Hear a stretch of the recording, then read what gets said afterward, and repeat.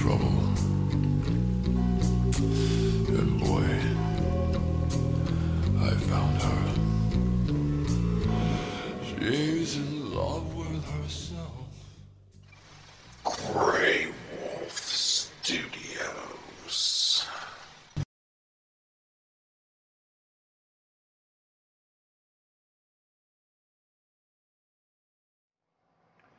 What's up, guys? It's me, Grey Wolf. I'm back to do another video for you here. Today's video is going to be on the Flysky FS-TH9X helicopter, plane, crawler, whatever you want to use it for, transmitter, and converting it to LiPo. The job was easy enough, but before I get into what I did to the transmitter, let's talk a little bit about the battery first. So these batteries right here can be had, I'll zoom in a little bit so you can see them. These batteries right here can be had on eBay for about 10 bucks a piece with shipping. However, it is from China, so it does take, 2, 3, 4 weeks to get them. But, for 10 bucks, I can wait. So anyway, if you go looking on eBay for one of these, you'll want to do a search for 3S Lipo Transmitter Jr. These are actually made specifically to fit in JR style controllers. However, they will work for the TH9X Flysky controller, as well as some other controllers. I have an older Walkera Dragonfly 4 number 3. This is the 4-channel controller for it, which is pretty cool considering it's a micro. The 4-channel micros are considerably more fun to fly, in my opinion, than the smaller, 3 channels or in the coaxials and stuff. So, and it just so happens that this Walkera controller actually doesn't even need a mod done to it, really, because I know you probably can't really see this. You can kind of see it up in there where the red is. This actually has a female JR connector built into it, so the JR plug will plug directly into that. And I've used these LiPos in this transmitter before. So if you happen to have any of these stick transmitters, you can probably use the same battery. You can use these LiPo packs right here for basically anything that has a 8-cell AA pack like this. This is the one out of my Walkera. As you can tell, it has the JR connector already on it. So this one didn't even, there's no real mod to it, just simply unplug this one, plug the 3-cell LiPo in, bang, you're good to go. So let's see, what else?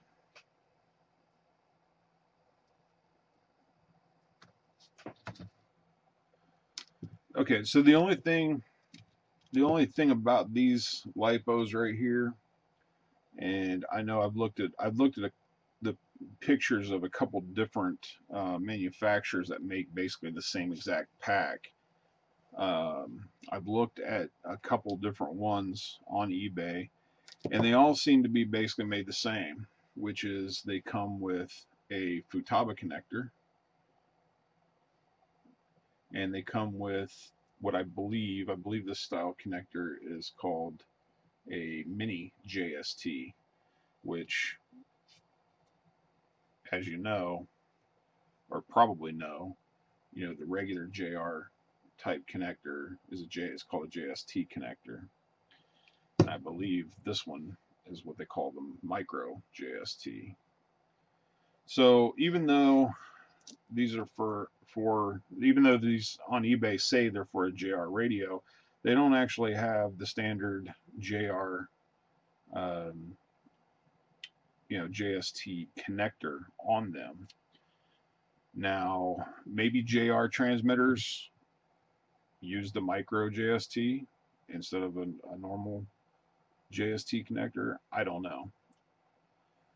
I couldn't tell you. So maybe that's why they're on there. So anyway, what I ended up having to do, since I don't have any need for a micro JST connection, was I basically just snipped off the micro JST connector. I went ahead and left the Futaba connector on here because it's way more of a popular connector than a mini JST or a micro JST. And then just basically I took a lead like this that has a JST connector on one end. Let me back this camera out a little bit here. Has a JST connector on one end, and then it's just a bare leads on the other. And then I just, I snipped it off. I don't know, probably about right here or so, and then tinned it up and basically just soldered it together. So now, like this pack I've already done. This pack has a standard JST connector as well as the Futaba connector on it, and I'll be doing this one after the video. So now that we've covered the battery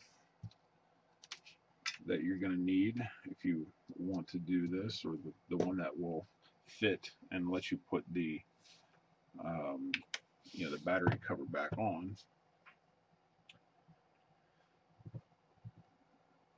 So okay, in order to mod your actual Flysky, what you're going to do is you're going to open up the battery case on the back, and as you can see, I already have my JST connector running into the battery tray here. Now, the standard battery tray, much like my Walkera, actually has a JST, I believe what's called the JST-XH connector, which is essentially like a 2-cell Lipo balancing connector. It's the same exact type of connector. And if I'm not mistaken, those are called JST-XH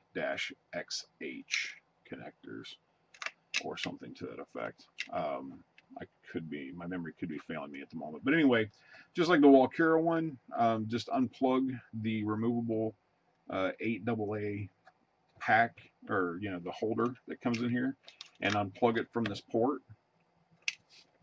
Once you've done that, then there's basically 6 screws on the back. There's 2 up here, 2 on the sides, and 2 at the very bottom, here and here.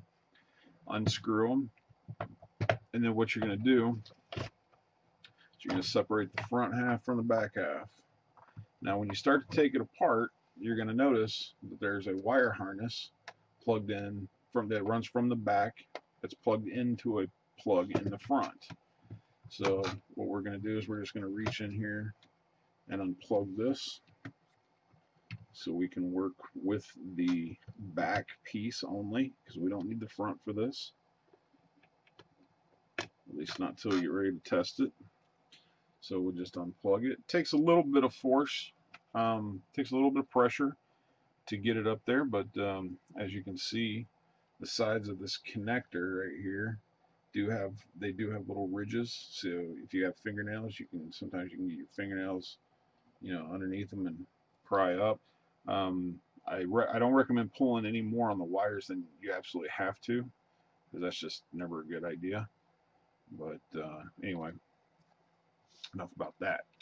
So once you got the back half isolated from the front half, then essentially what you're looking for is 3 nubs. Let me see, let me zoom in here. There's basically 3 soldering spots on this board right here, and they are the soldering spots to where this 3-pin balancing port style plug is soldered to this component board right here.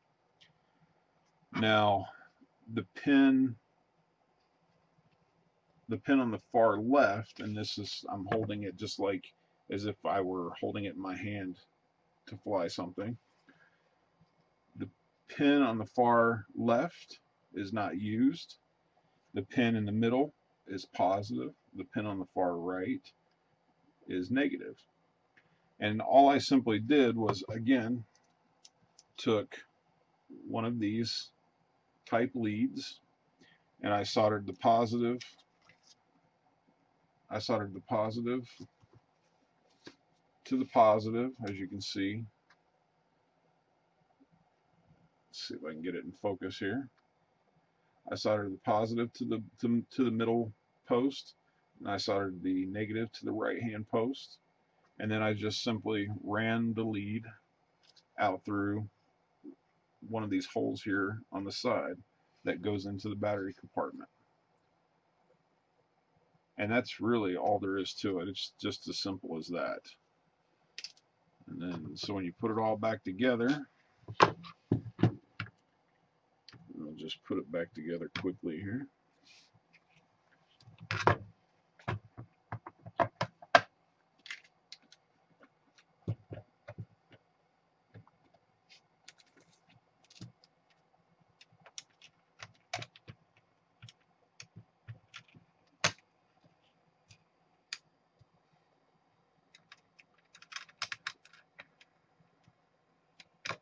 I haven't really had a chance to use this particular controller very much. I'm actually brand new into just getting into helis, so I don't have very much experience with this, or even with helis for that matter.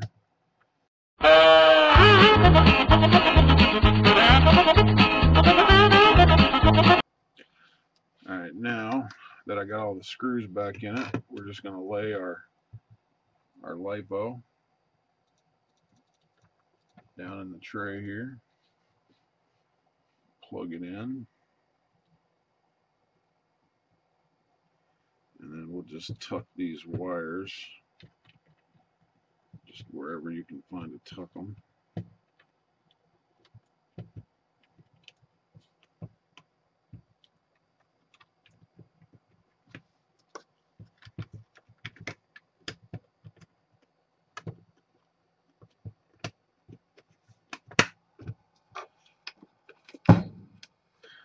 And then, now, if you're new to helis or helicopter, or I mean, if you're new to helis or planes, or just generally new to using a dual stick controller like I am, one thing that actually threw me for a loop when I first got this thing was when I turned it on, I got this.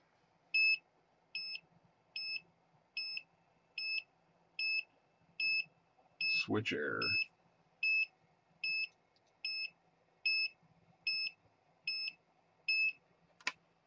Now that threw me for a loop for the longest time. I mean, not for a real long time, but it did throw me for a loop.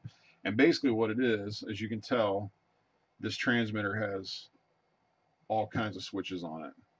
It's got two here, one here, two here, two back here, and then it actually has three mixing knobs. The mixing knobs don't really matter as far as the switch error is concerned, but the switch error, in order for this transmitter, and I'm assuming other transmitters are, I don't know if it's just this one or if they're all like this or what, but this particular transmitter, at least, every one of these switches,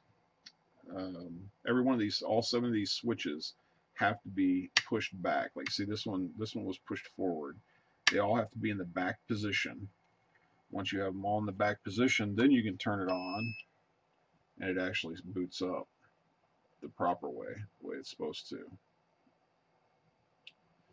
And now, one thing I have noticed is that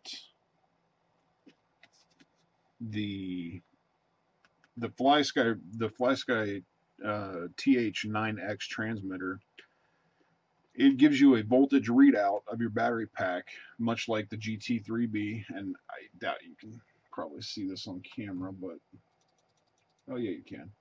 Up in the top left-hand corner there, you can see where it says BAT, and then it currently says 10 point. Well, it currently says 10.7. I don't know why, but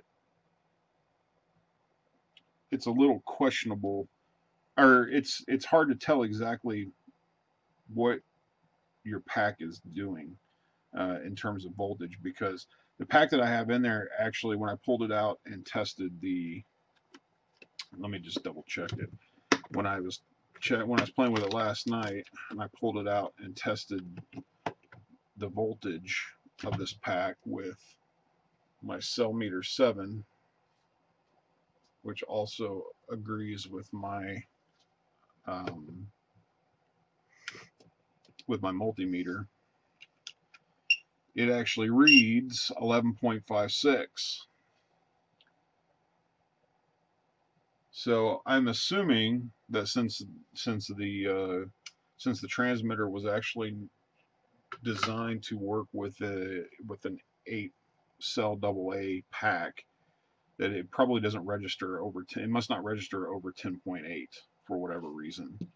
So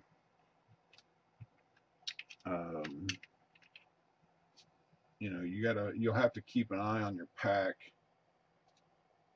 because the lowest that you can safely run a lipo is probably 3 volts per cell. I usually like to stop at 3.2. Sometimes if I'm feeling lucky, I might push it to 3.2, which is actually 9.6 volts. So you will be able to tell eventually, you will be able to tell when the battery is running down once it falls under that 10.8 volts. It should, I'm assuming, start reading correctly. Again, I haven't really used this yet, or I say again, I don't think I've mentioned that.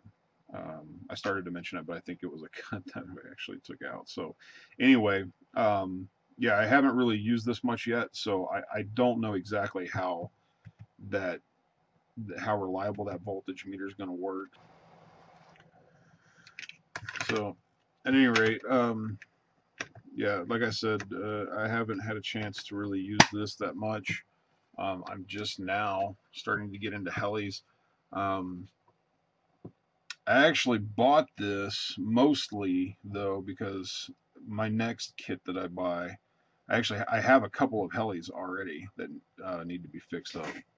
So, but the next thing that I'm going to end up eventually getting is a crawler, and I wanted to have the extra channels and the mixing capability, because I'm going to be getting an MOA, or a motor over axle type setup, where I'm going to be running dual brushed motors, dual Tekin brushed motors with dual Tekin ESCs, brushed ESCs. So I want to be able to control the mix, and I want to be able to have, you know, the dig, things like that. So once I get a feel for, you know, how good this thing works, you know, at some point I will be doing a review video on this controller. One thing that I know that bugs me right off the bat is the screen on this is not backlit. Now, granted, for a 9-channel controller, well, technically, I have a couple gripes. Technically, this isn't a 9-channel. Okay, I take that back. Technically, this is a 9-channel controller. However, if you purchase the Flysky receivers for this, the receivers are actually only 8 channels. Why they made a 9-channel transmitter and only an 8-channel receiver is anybody's guess. But for most people, no, you wouldn't. Most people, from what I understand, don't really need more than 8 channels anyway, unless you just got something really serious going on. So anyway, that's one of my gripes. I don't know why that bugs me, but it does. It just seems like if you have a 9-channel transmitter, by God, you ought to have a 9-channel receiver. At any rate, the other gripe that I have about it is the screen is not backlit. Why it's not backlit, I have no freaking clue. I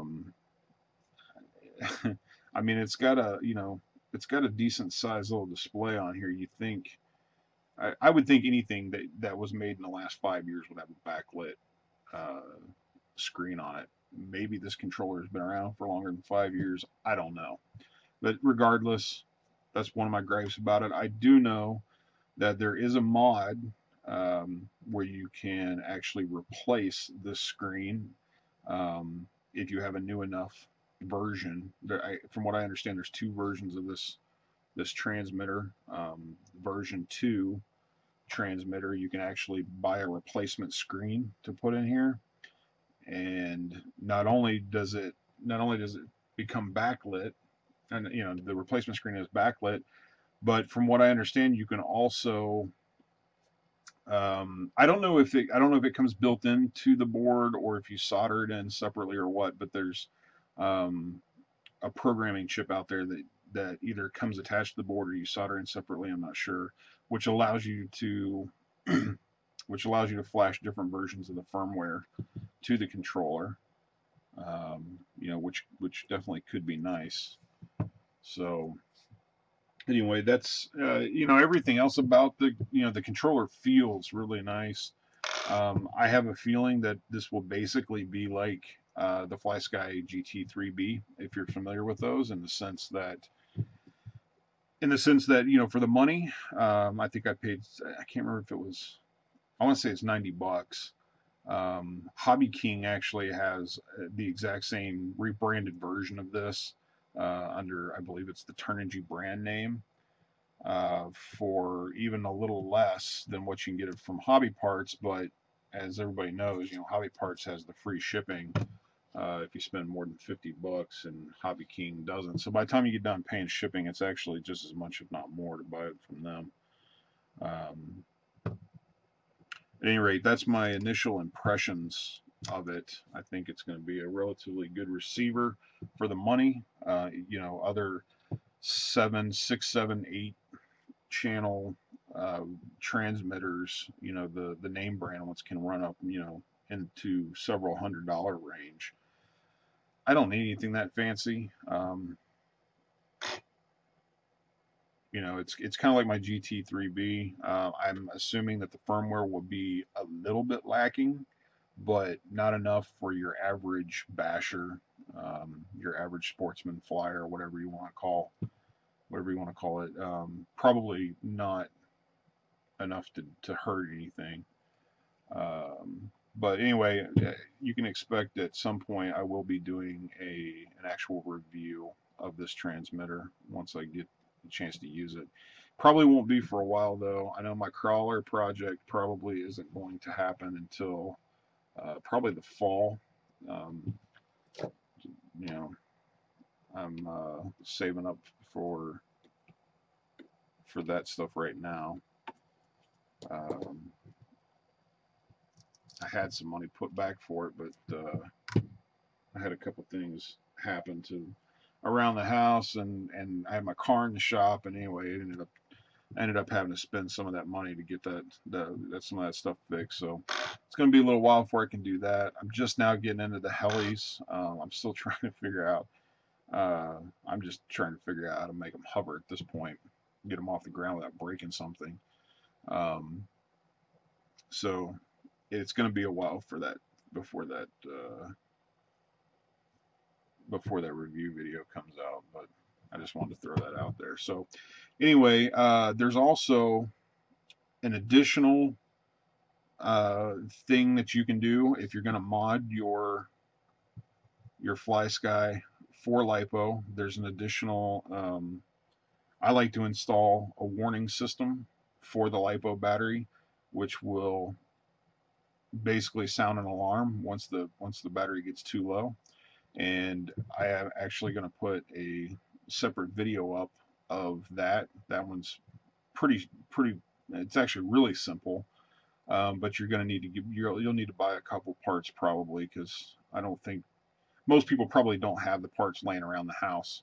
So if you're interested, if you like the video on how to mod it to use lipo, definitely check out the other video on the lipo low voltage warning I don't know what you want to call it, warning system, if you will, because you'll probably want to do that as well. So anyway, for now, I'm out. And if you have any comments or questions, you can reach me via my Facebook page, which is www.facebook.com/GrayWolfStudios74. Or you can reach me via email at graywolfstudios74@gmail.com. And that's it for me. If you like my videos, please feel free to share them. Please please subscribe. Please like my Facebook page if you happen to go there. And there's a lot of pictures on my Facebook page of I think I have most of my kits on there now. I think there's still a couple kits I don't have on there, but I got quite a few pictures up, and I'm always adding pictures when I can. So like my page, subscribe to my videos if you like them, and please share them.